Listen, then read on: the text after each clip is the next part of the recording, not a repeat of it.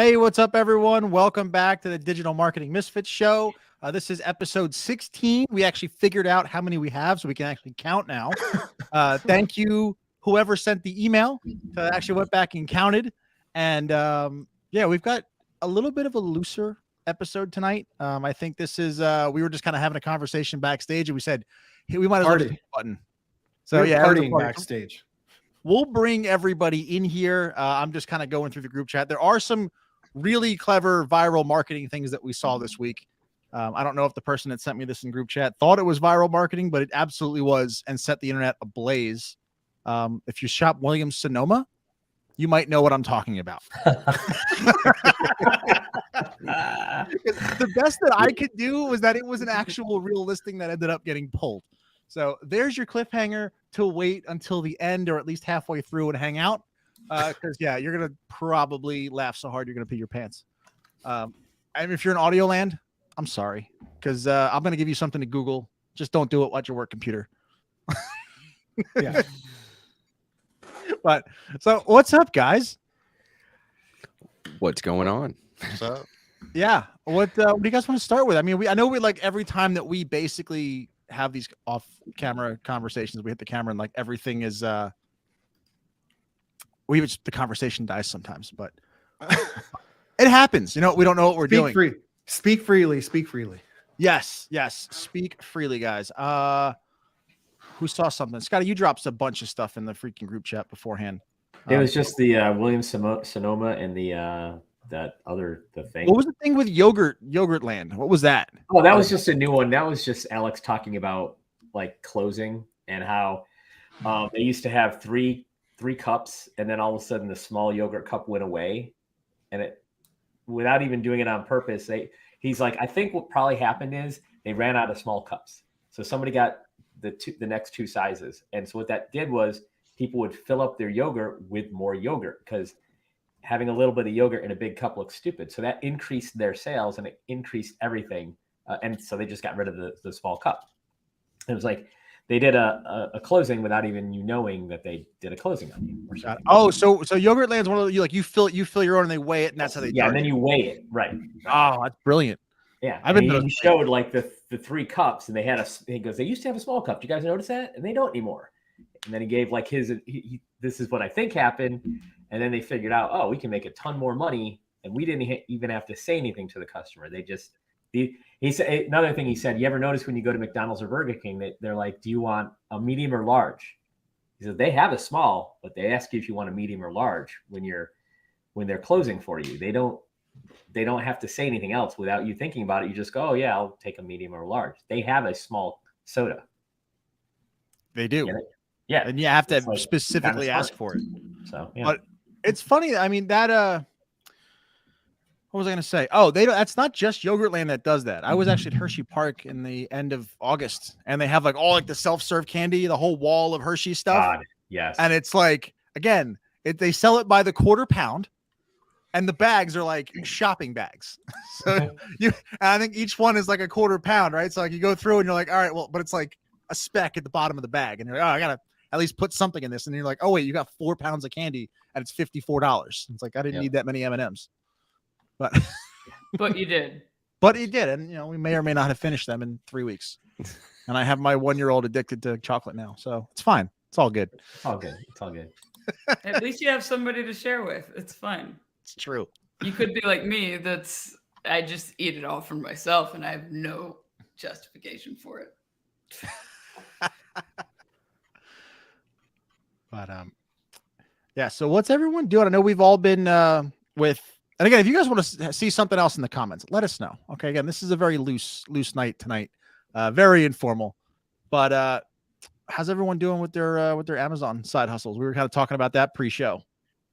And I know Thad's gonna start having a garage sale soon, I think. Well, I mean, I mean, based upon all the free stuff I keep getting sent, you might be right. You know, you might find a Facebook Marketplace might be loaded up with some stuff. I don't know, that really pretty sweet luggage set headed my way that I'm actually kind of excited about. But yes, I mean, overall, it's been kind of wild, to be honest with you. As Dom would say, like I was talking about it backstage, as Dom would put it, like it's almost like to that fuck you money level. kind of almost, it's basically covering all of my bills month to month to month, to where, I can not have to stress about the next sale or the next recurring thing that I've got to work on. I can dabble with this, I can dabble with that. So, I mean, that's some serious power right there in itself. And the And when coolest did thing you is like it took about 8 total hours over a 3-month period to do it. And that was me dragging my feet on top of it. Yeah. Right. Right. Yeah. So What it's were we gonna- it's been super fucking cool to watch. Yeah. Awesome. Jason, what were you going to say? I was going to ask him, I was like, how long has it been since you were approved, and how many videos did you get up, and how many hours did you have total? But you kind of covered some of that already. Yeah, I got proved. I drug my feet until September. And actually moved on it in September. I got I got the necessary videos uploaded pretty quick. And I think it took about 7 days for me to get approved. Apparently because I was somebody else that wasn't the right person, and they were like, "Yo, would you please just make this approval happen or something?" I don't know. But yeah, 7 days it got approved, and then it was like off to the races. So I uploaded like 20 more the next day. Coasted and kind of drug my feet because I was in the middle of promo mode for another product that I was launching at the time. And then buckled down. What's that? Yeah, which Plug it's an incredible product. Yeah. Oh, yeah. Talk I about mean, we in August, my partner Demi and I, we launched this program around content creation, sales conversations, just navigating whether it's DMs, whether it's phone calls, whether it's however you want to translate the sale, but just being able to do that without being some sleazy salesperson that just elbows your shoulder, your elbow, someone's back of the neck until they make a sale. But we launched in August, and then had another little joint promo with Flip Moss, Nate Ryan in October. Did a little over 50 grand in sales in October, taking the whole thing over 6 figures in about 3 months. 3 or 4 months from launch until the end of October. So yeah, it was that was it. But anyways, it definitely slowed me down with the process of uploading. But then I was dragging my own feet because I would literally take 2 hours and just walk around my house and be like, boom, boom, boom, boom, and knock out 10 of them in about 30 minutes and be like, well, shit. I spent more time editing and putting fancy captions on them before I uploaded than I actually did making the videos. But yeah, so overall got about 85, 86 with about 4 or 5, 6 of them in the bank that just need to be edited and uploaded. So yeah, it's been a wild ride. So what's the name of your program so people know what to Google? And if I can remember to put show notes, I'll put a link. There's one right there. We got it's called the Triple P Masterclass, and it is Googleable. It is searchable. I optimizes all my funnels for it. But yeah, it's out there. And by all means, feel free to if you're interested in learning how to create better content and navigate some sales conversations for your product, service, or whatever. Let me know. What's your Might help you number? get over the Amazon bridge. What's that? What's your number one selling product? Oh, my number one selling item right now is an alarm clock. That's right. It's a sunrise simulation alarm clock. And it basically when it lights up the room before the alarm goes off. So you get woken up a little more subtly. But yeah, that and every other variation of it. That's the coolest thing is that that's the video. It sells like hotcakes. But then the other type of the more fancier ones and maybe the cheaper versions sell like hotcakes too. So it's eating up the top bracket of the most fucking popular hat video. rack. Yeah. It's the fucking hat A rack. alarm clock, a hat rack. I got a garbage can. These are those random items that are paying the mortgage. Jamar, what's your number one? Wild. I think we touched on this last week. I'm not going to do the hand motion because it's kind of it's a little, but it's called a Mueller hand stick blender, and I sell anywhere How does it work? between 10. You just go up and down like this, but I sell about 10 to, it's not a very expensive product, but the volume that I sell anywhere, it varies in between. It's dependable at like 10 to 15 per day. Who knew people wanted hand stick blenders so much? Yeah. Scotty, you got what, an espresso machine, I think, right? The Is that espresso still machine number is one? good, but the handheld Nathan's water holder that I have. Oh, Carry on. I'll go get it. all right. So I was hoping it was still an espresso machine. He doesn't own, by the way. It's not even his. And I think the point of this, what we're talking about right now, why this is so cool, is that we all have just random ass products that are like at the top of our list. Like none of them are going to be the same because we have different things around our house, and we use different pieces of, kitchen stuff and garage stuff. And, everyone probably on this panel has different vacuums in their house, and that's okay. That's cool, because we can all promote and make reviews of the products that are sitting around our house and never really compete against each other. Like it's a blue ocean. Yes, it is. Somebody said about the garage sale. That's where I always come back to this. So I've had this Nathan's handheld for when I run. Get your little goose in here. This is probably at least 5 years old. So it was probably $25 or something. And I don't know who has kids or a family, and they're like, let's have a garage sale. That's the biggest trauma in my life, is having to set up for a garage sale and go try to sell my shit for $25 and somebody haggle it down to 15 cents. I don't need to ever do that again. No. Ever. I go pick this up. This is probably paid for another 20 Nathan's handhelds. That's just crazy. Doing that. Yeah. Wild. You know what this kind of reminds me of? And Thad, you talked about this earlier about how this strategy has now kind of like paid your bills, right? And remember in Rich Dad, Poor Dad, I'm sure everybody here has probably read that already, where he talks about if there's something that you want it, how can you afford it? I feel like in this instance, if there's something that you want, how many videos is it going to take to get you what you want? Mm-hmm. It's figure outable. Yeah. The math doesn't lie.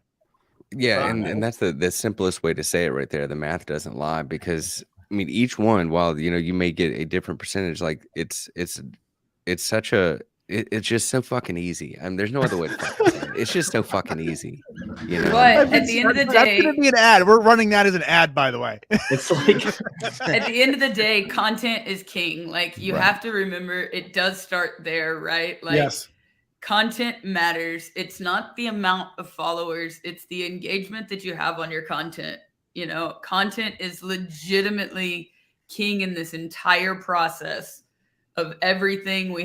We talk about it on every single show. Yep. And I'm going to plug back to Thad's product and say that, like, content masterclass to close sales, like even everything in that process goes back to the content you're creating, right? Mm-hmm. Like it is so stupid simple, but it's so stupid simple because we've all created content at this point, and that's why this product is for content creators. Right. It's not for the people looking for a sling your 6-figure product bullshit. It's not. It's for the content creators that want to pursue it, like, because they're going to have to put in, a little bit of time, a little bit of patience, and, face that valley of despair. I posted very openly when I was in that, right? Like I shared that journey with everybody, so they knew you're going to go through it in this process, but you just have to keep creating the content, because if you can keep creating, you're off to the races. 100%. But I want to kind Here's of my sermon for the night. I'm done. No, that's right. Go sign off now. I want to bring it back to something that Thad was talking about earlier, back in the conversation, talking about you had a lot going on, like you were in promo mode and you were there. And I feel like if you're on my list, you got an email about a week ago or a couple days ago where I was like, I'm done with this because I've done like 5 or 6 launches this year, trying to juggle so much. And I know part of entrepreneurship is saying yes in the beginning, where you're like, just yes to every opportunity, try everything. And then at some point you got to, like, once you realize that they all work, you've learned so many skills. I'm at the point now where I would be like, maybe I don't try to juggle 100 things and like kind of Yeah. start focusing in. Because I mean, if you've been following me for a while, I launched my sniper school course this year. I did Brambila in May. I did my free course basics. I did the SAS program. Now this, and then I think there was another one. I may have missed that. It was like 6 courses in a year. Which This is that breathing room we've been talking about. Like, Yeah. to let you just kind of, okay. Let's pursue a passion. Let's be happy with our fucking lives instead of fucking having another job. Like, let's not depend on social media, right? Like, yes, content's king, but let's like not depend on an algorithm to pay us. yes, Yeah. Bingo. For years. What did I say? Everyone talks about red pilling and getting out of the matrix, but like you're really only leaving one matrix, the quote unquote real world, to get in the other matrix, which is the algorithm. So yeah, it is something that, I mean, I know they say that anybody can do it, but it's not that everyone will. Right. Like, even if everyone puts the work in, not everyone's going to get a result. Like, you're still at the mercy of the algorithm. Yep. And I know there's been some that have said Blog that even coming soon about this exact why. There's a plug for everybody. Nice. When you search anonymous influencer, you're gonna learn why. Well, it's a whole nother ball game when you don't have to worry about the traffic. When the traffic is given to you, it's a massive game changer. Oh yeah. Absolutely. It's the high income skill that nobody can figure out, right? It's these big retailers that don't know how to figure out the high income skill of content creation. Yep. And this bridges the gap to so much in a way of, we don't have the attention spans to sit and search and look, like put the products in front of their faces and get in front of hot buyers. And how do you do that? You tap into content creation, right? And that's what the big box retailers have to do to keep up, or they're not going to keep up with the demand. May as well just do it on the biggest retailer out there. And I think they are kind of getting smart and they're trying to figure it out. But like we said in so many other episodes, they only have so many ad dollars to spend. Now they're finally figuring it out. Wait, okay, so we've got the affiliate marketing kind of down pat. That's getting eyeballs to a product. Now, instead of blogging and things, they're turning the corner and trying to catch up to what you said, the content creators and what's been going on for the last 3 years. And they're going, okay, let's roll the dice because we don't have to spend the money because it works only when somebody shows up and they buy something. When they buy something, we've been paid, and now we can pay the influencer or affiliate or what have you. So This is only 18 months.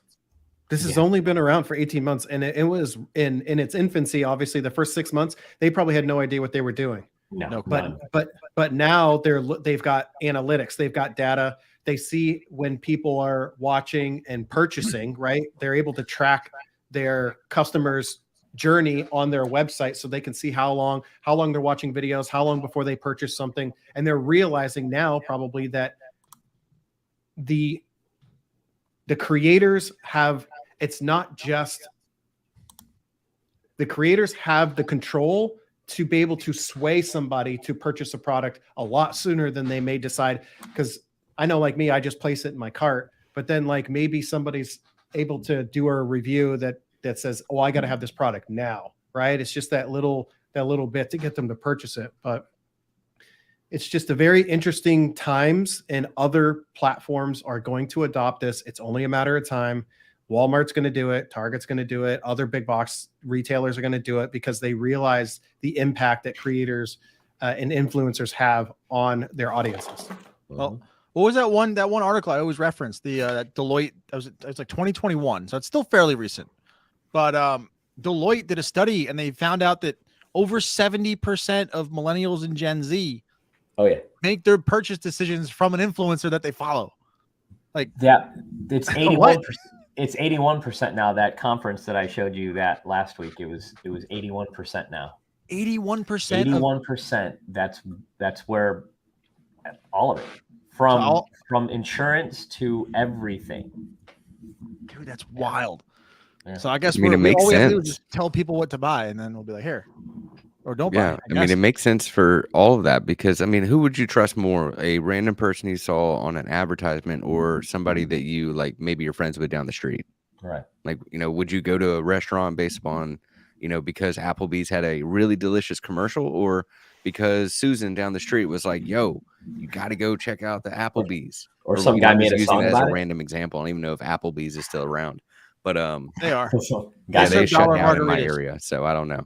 I like to throw this back to the Kardashians in this kind of conversation, because they were some of the first, trailblazers of this. And as much as people want to hate it, like they were, like, think about the food god, like her best friend, right? He started out doing like this very similar thing with like food reviews too. So like it goes beyond the Kardashians, and it's just incredible to see that no like trust factor, right? Like I buy things from people I watch all the time. I'm like, that's a good product, and they told a good story about it, right? But that's the key. There has to be some type of connection to that product when you're talking about it. It can't just be the push peddling something you don't even believe in, because you won't have anything to say about it, right? Like you have to be able to tell the story to get the conversion, if you will, to get people to buy what you're talking about. And that's where people fail on social media, I think, is they sell out to certain brands instead of just literally staying their course and talking their passion and finding something like this that allows them to stay their course and really help a lot of people, right? Like in their journey. It reminds me of the Instagram days, because I remember when Instagram like first started to like rise, you had like Instagram influencers, people who would just be peddling products to anybody, like, oh, peddle my product. But it almost like it basically kind of like killed off the traditional influencer and put the hands in regular people who connect better with regular people, because not everybody is Instagram polished.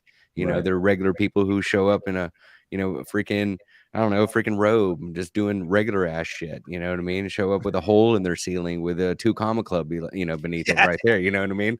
So they're just regular ass people who do just like, hey, this is a kick ass thing. Like I use it. This is how badass it is. You know what I mean? It's helped me do X, Y, and Z. Well, okay. Well, I can relate to the dude who's got missing a ceiling tile. I can't relate to the guy who is like, polished up and looks like he's fresh off a Abercrombie and Fitch magazine, or a catalog. I think and I think that's the power of it all. People want to relate to other people, not versions that they can't really obtain. Right. And that's the algorithm side of what these big box retailers have the data for to put your content in front of. Mm-hmm. Well, so I know this is it's over on YouTube, but for the people over on Twitch, I think it was Braden talked about Amazon having TikTok style videos of things I bought on Amazon and linked straight to the product, and that is coming. There was an email that went out. Was it today or yesterday about it? That's now in beta today. Yep. So, yeah, I mean, you're going to see Amazon. Well, here's my theory on Amazon, right? I'm going to get on a soapbox here for a second. I think Amazon's really, really good at towing the line of antitrust laws. Like you'll notice that they don't ever really they've kind of stopped expanding online retail as far as market share. So they go into other verticals and they go into other industries, as that's like where they can expand. So you're going to see like the argument now can be made when they bring on the short form style for Amazon. Like, oh no, we're not just e-commerce. We're an entertainment platform. Right. That's not a monopoly. Right. So like you've noticed all these little like Amazon brand, like Amazon Music, right? They're already in the NFL, right? Thursdays, you can't watch the NFL on Thursdays unless you have Amazon Prime. Yeah. So now they're a TV company. Now they're going into the TV vertical. I'm sure there's going to be more channels and more events that come over to Amazon. So like they've expanded as much as they can without running into like government trouble in the online retail store space. So they're finding other verticals to bolt onto that, but using that as the backbone. But that's yeah. And so imagine what TikTok does. Imagine what TikTok does only, and how viral the videos go on TikTok. Imagine them just recreating that in their own vertical on Amazon, so people can just only see viral products, right? And swipe, scroll, and just look at all the different trending products and just get hooked into the Amazon platform for, not just 10 minutes here and 10 minutes there while they're shopping, or in the case of Reagan's partner, maybe hours at a time where they're on Amazon. but it may be where they're on there for swiping and buying products literally just because they're trending, right? So Dude, imagine having it's your coming. credit card hooked up to TikTok and you could just click to buy if you saw something. That's going to happen. I'm like a calling magic it band right at Disney. now. I'm calling it right now. In the next month, you will see vertical videos on the feed of the Amazon shopping homepage in the next month. 100%. That's why I they're think it's testing already, it. It's already being tested now. I didn't get the email though. I want someone to forward it to me. All my shit's vertical. And the creators that know how to create very good content will be the ones that win. 100%. UGC wins the game of high income skills in 2023 for sure, in all capacities. For people to be able to run ads in the future, like for the people that are going to put money in ads, people that are not on big box retailers, people that are selling their own product, they're going to have to figure out the UGC side of things to be able to keep up in the time of a recession. Because people don't want any. I scroll immediately when something seems like an ad. Immediately. Me. What was that? That Justin Bieber sound? Immediately no. Immediately no. Out, gone. Immediately no. I've seen what I needed to see. At least Shezens doesn't see Disney commercials on mainstream. It's all Disney going through merch, search, and hotel room promos from influencers, which is true. I mean, there used to be. I mean, I think we may have talked about it on the podcast, but they used to sell the Disney sing-alongs. I mean, like everyone had like the DVD. Well, it wasn't DVD. It was probably a VHS back when it was recorded. But I know we have one like a DVD version from 1990, and it's just a promo for Disney. Like I was watching it now through an adult. I'm like, this is just getting kids hyped up to ask their parents to go to Disney. It's not. None of you guys. It song. wasn't on still when Disney was the Sunday night. That's what you had on Sunday night after Hee Haw. Then you had Sunday night. You had Disney. Escape from Witch Mountain or whatever movie, and you had to wait till next week to figure out how they escaped. And then the little Tinkerbell would come and explosions. Then you went to bed after that. That was your Sunday night back in the day when you had 3 channels. Hey, back in the day. Listen, I miss the simple times that those were, but like, they have to keep up now too. Disney. Absolutely. I personally remember those DVDs, Dom, to the point to where like I actually, because I love Disney so much, would watch them to just like satisfy my trip once, because it literally was like taking you there, right? Like you're exactly right. It just was a giant promo to get you in the door. There's one, I think it was a promo, but I was watching one specifically, and it was I think it was the Disneyland Fun. If you guys want to Google, I think the Disney Dan channel is there's Disneyland Fun. It's like the Disney sing-alongs. And there's one song in there, right? It's called Making Memories. And it's all about making memories at the park. And then they literally tell you to go buy the pictures. Yeah. It was a promo. Like when you're here, you need to buy the picture package so you can make a memory. It's like memories fade away in a year. Like photos are forever. And I'm like, that's a ridiculous commercial stuck right into content. Like it's not a new concept. Like this is from 1990. 80, so 70. It's just now making it to here, your phone. Yep. So that's I always thought that was funny. I like now watching everything through a marketer's eyes. It's like, wow, that's an ad. You got a good eye for that. Yeah. What else we got? Braden had something. Somebody had a good comment. I wanted to scroll through there. Or just talk amongst yourselves while I go through.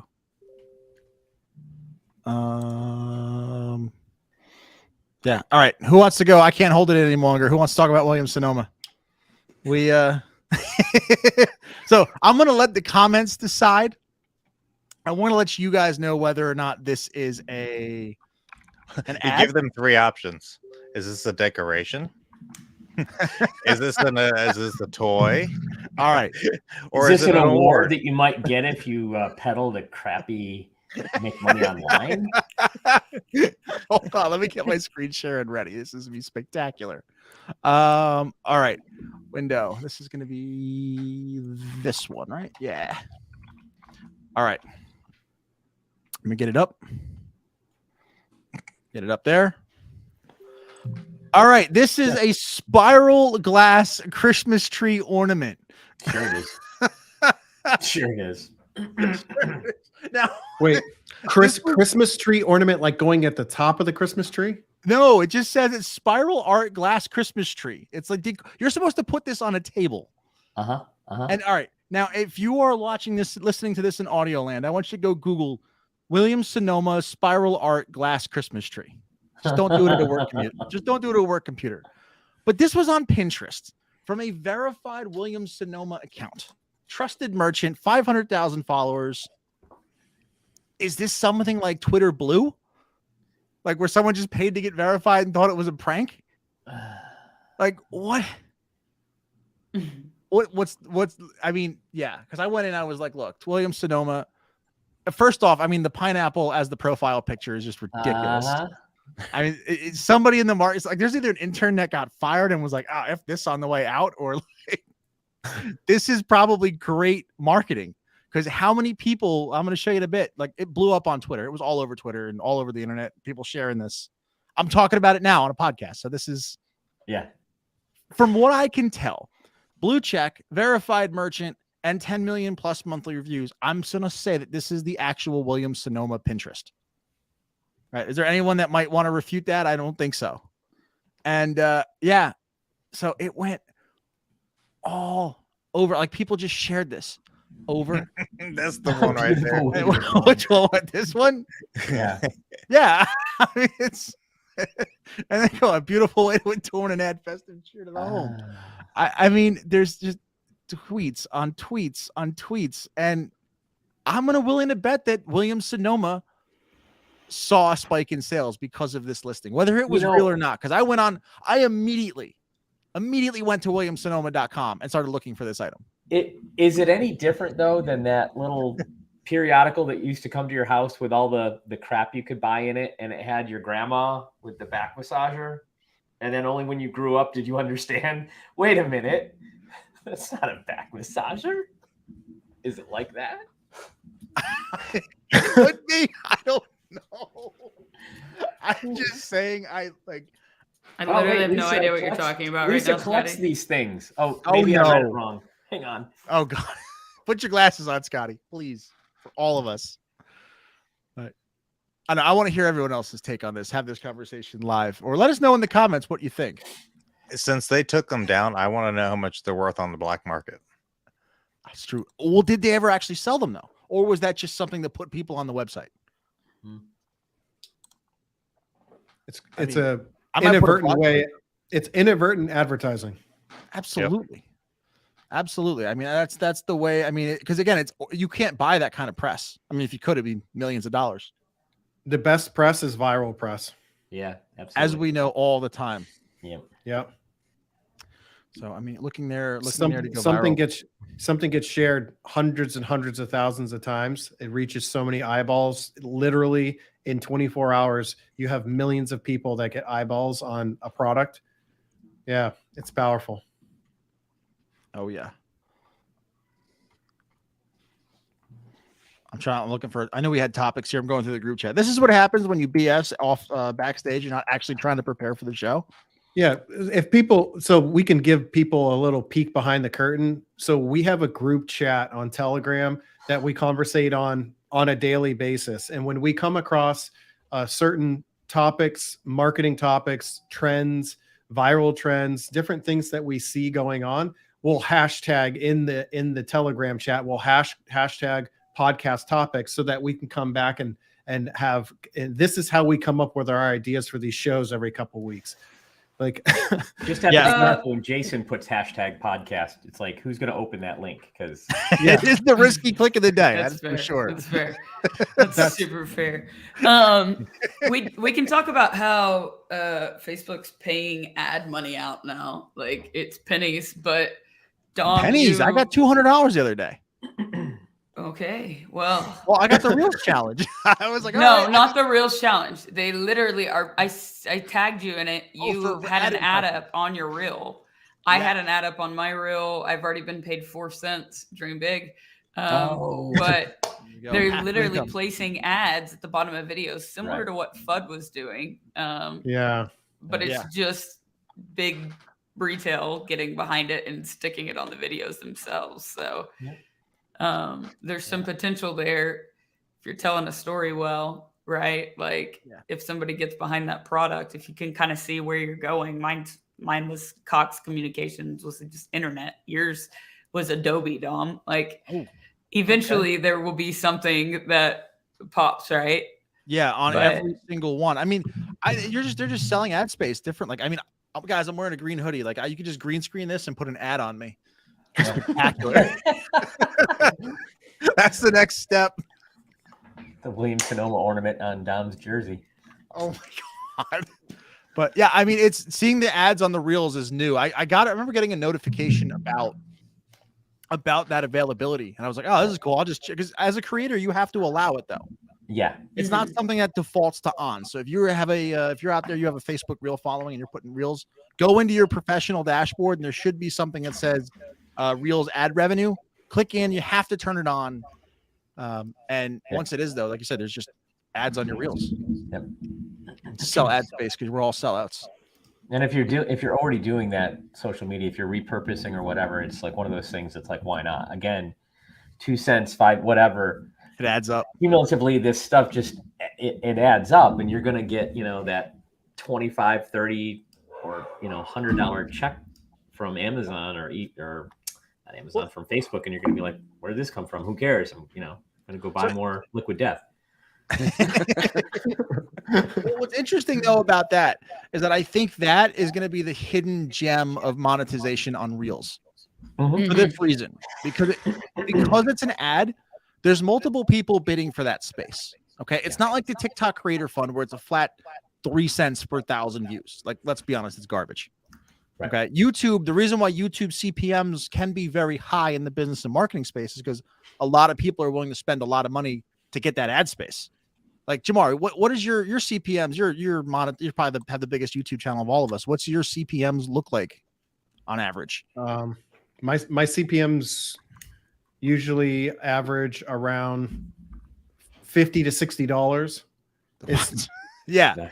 So $50 to $60. My RPMs are usually around half of that, so 25. That's what the creator actually gets is the RPM. So, but my CPMs for to place ads on there is gonna be about $50 to $60. Yeah. So all right. So let's break that down for CPM is cost per milli or 1,000 views. Yeah. What is an RPM for those who might not be YouTubers? Can you define that, Jamar? What does RPM stand for? Is that just? It's just the revenue per milli. It's the revenue per 1,000 impressions that the content creator gets. Okay, so your split was it roughly half? Is it right? Because you were doing 60 and you're getting about 25, 30? Yeah, and it kind of fluctuates for whatever reason. It kind of fluctuates, but mine's anywhere between like $20 to $30 depending on the type of content that I'm posting. Yeah, and that's this is where I think YouTube Shorts wins. Like 100%. And they hadn't gotten onto the short form game, and we saw that in a prediction from Rachel, I think it was the other day in her email. Oh yeah, about how YouTube Shorts is going to blow up, and I think this is where they win. You saw Mr. Beast talking about it. I think we mentioned it on a podcast a few weeks ago. I mean, I'm not very big on YouTube Shorts, but it makes me, as looking through the marketer's lens, take it and run with it and start repurposing on YouTube Shorts, if nothing else, with a purpose, though, right? Like. Yes. If you do it intentionally the right way and not in a sleazy way, you'll build something truly sustainable. Yes. And don't just go and YOLO it. Okay. I did experiment with that a couple of weeks ago. Put up a dedicated shorts channel, 1,800 TikToks using repurpose, loaded them all up and hit post all. And I got 3 content strikes in one day because I was using trademark sounds from TikTok. And that channel came down real quick. So don't do that if that's a bit there. But I mean, again, to put kind of CPMs in perspective, I know 3 cents on TikTok and $30 on YouTube long form is apples and oranges. But like, let's say long form video on YouTube, if you're just like general prank content, $1 per 1,000 views. Yeah, it's no more than $2 or $3. Yeah, and then if you're doing like car content or like home improvement content, it's like $7. So Yep. that's kind of in the middle. You'll get businesses where you start getting those crazy CPMs and stuff. And that's where I'm thinking on Facebook Reels, we're going to start seeing those crazy CPMs because people are going to bid on that ad space. That was a really long a really long thought process to get there. But that's where I'm thinking that's going to you're going to get paid more for ad space than you will paid for views. Scotty, what was your last? I'm trying to scroll back through our various chats to find that Rachel Peterson thing, and I'm just finding so much. I'm like, Jesus. I was like, is he laughing at me? What's Now I wake up to 181 messages, and I'm missing I don't know what one it's in, but that would be a good one to pull up to see to gauge the audience and what they thought. Yeah, well, talking about Reels, he caps at $1,200 a month, which they do, but he's getting $1 per 100 views, so that's $10 per 1,000 views. That's a high CPM. However, if you read the fine print, and I saw TikTok on this. If you read the fine print on Reels, it only pays you for the first 30 days the video is up.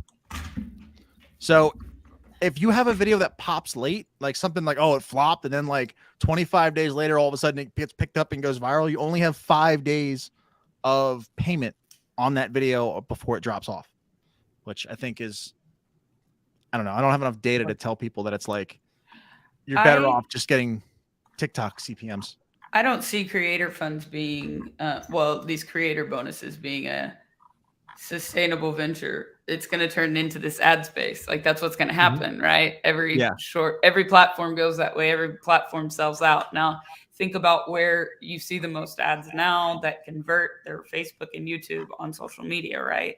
So in those two ads, where should you be creating content, right? Instagram is slowly going to die again, which was in Rachel Peterson's email. I hope Instagram dies. I hate Instagram. Me too. I don't use it, but whatever. My current playback CPMs are, I just went and looked it up, $56 currently, and my RPMs are $29.50. So it's crazy. Every 1,000 views, you make $30. 29. What's it? $29? Yep, crazy. $29. Yep. Whether you make a sale or not. Yeah, I've earned ever since May of 2020. My channel has been monetized. I've earned a paycheck from Google every single month since May of 2020, completely passive. It's amazing. Put the work in, flip the camera on, get over that fear. And there is no way to be able to there's nothing we can say on this podcast that can get you over that fear. It's going to be something to rip the Band-Aid off. A whole lot of doors will open. And right now you can turn multiple platforms like Pinterest, YouTube, Facebook Reels. You can literally turn all of these platforms where you repurpose your content and post content. You can turn each one of those currently into an income stream, which is kind of cool, Yeah. And if you're using software to repurpose across platforms, you're making it once and it's getting posted a whole bunch. But I found something. Bang. Who drinks Bang energy drink? I know I drink energy drinks, but I don't touch Bang because it makes my eyes twitch. I can't do it. Going bankrupt. Going bankrupt. I found that in the podcast topic. I'm going to bring this up. They were everywhere for years. Everywhere. I think they were a product. They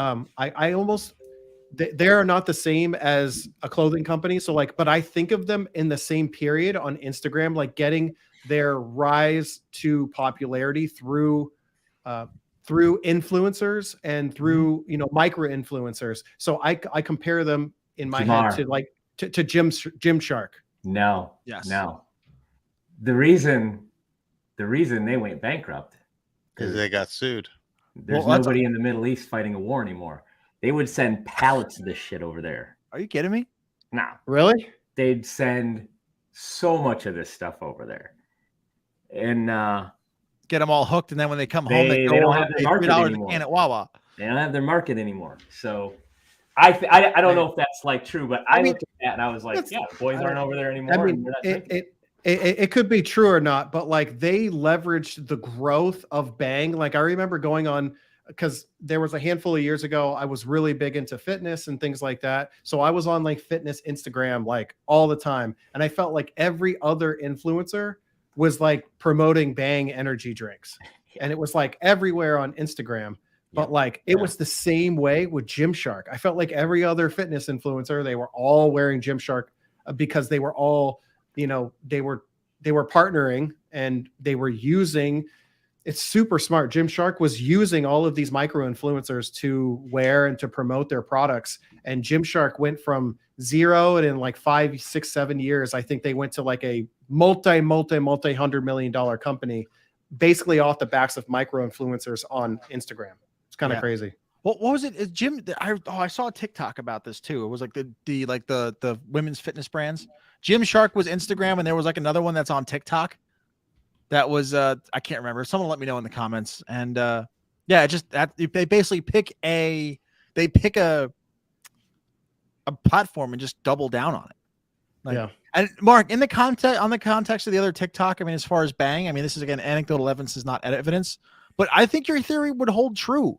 Yeah. Because I think when I think energy drinks, like I would be Monster, right, or Red Bull, but it was always the guys I always saw drinking Bang were either service members, or police officers.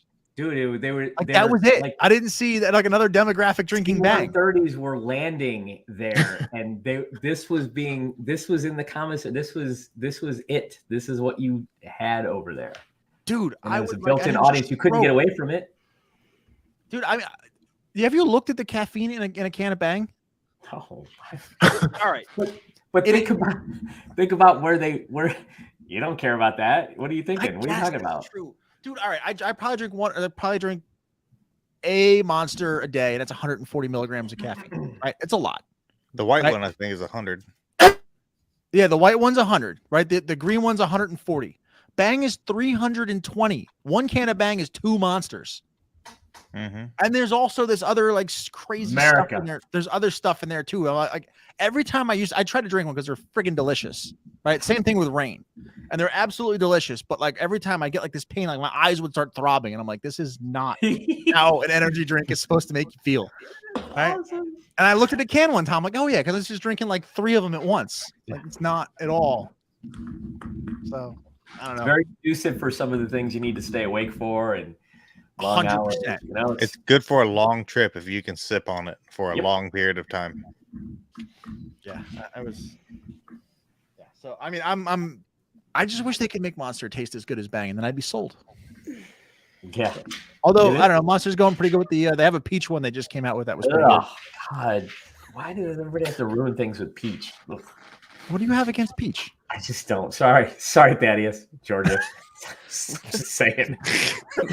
I'm so offended. You don't like peaches. The most useless fruit It's ever. from Georgia. 210 milligrams of caffeine. Nice. Okay, what is that? Rooster Booster. Rooster Booster. What is Rooster Booster for us Yankees Oklahoma. up north? It's Oklahoma in a can.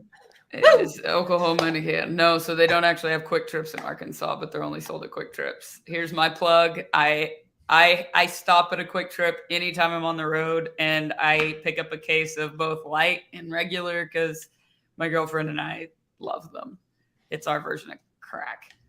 I mean, that's down in Georgia, right? Quick Trip. Mm-hmm. Well, like they're I saw based one out in of their Atlanta. headquarters is in Tulsa. Oh, Excuse me, okay. Tulsa, Oklahoma. But yeah, they're really in the South. Yeah, they're like everywhere. Like Mhm. like almost like every street corner. There's a Mhm. giant. It's like a Bucky's Junior. You know what I mean? But, like, without not- like a it's- food court and Yeah. and all that other stuff. You know what I mean? That's the best way I can describe it. What Quick Yeah. Trip Next has to the become. vape shop and the Yeah. the car wash. Boiled peanuts. I mean, let's be honest. If you, they probably see a vape shop and go, all right, let's put a Quick Trip there. Yeah. That's where our market's going to be. Yep. They probably know. As I'm sure Wawa does that. I'm like the Wawa always happens up in Philadelphia. It seems to be next to some sort of a vape shop or a smoke shop all the time. Yeah. No, it's Know your audience. Dom, I put Rachel's thing in the chat. It's small. I don't know if you want to look at it which or not. one? Oh, I Oh, see yeah. it in our group. Yeah. I don't know if it's going to come out very long, but Oh, those are- I got a really big, tall monitor. So yeah, it's perfect. It's about the same size.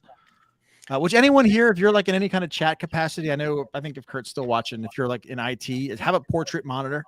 It's really weird to get used to at first, but then if you have like a chat, you have like 100 messages deep. It's awesome.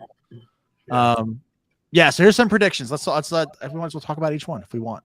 Although Well, we all let's are just 2 leave minutes. the predictions and talk about them next week.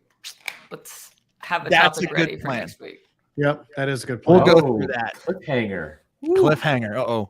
Come back next week. Do all the subscribing, whether it be YouTube or Twitch.